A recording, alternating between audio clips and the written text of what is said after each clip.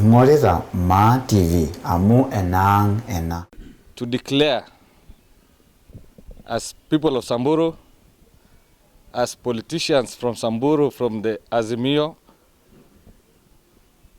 party, that we fully endorse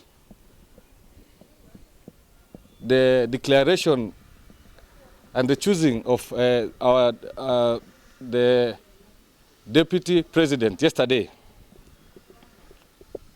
Honorable Mother Karua. We as the people of Samburu have total confidence in that ticket, because we as people of Samburu, what we need most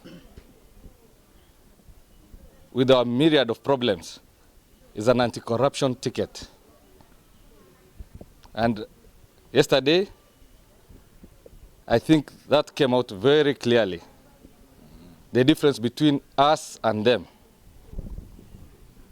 One is clearly an anti-corruption ticket. Another one is a ticket that totally condones and entertains corruption. We from Samburu want to say that we fully support and back the decision of our party leader, me as an ODM aspirant from Samburu East, and with all ODM aspirants from Samburu and our larger family, the Azimio.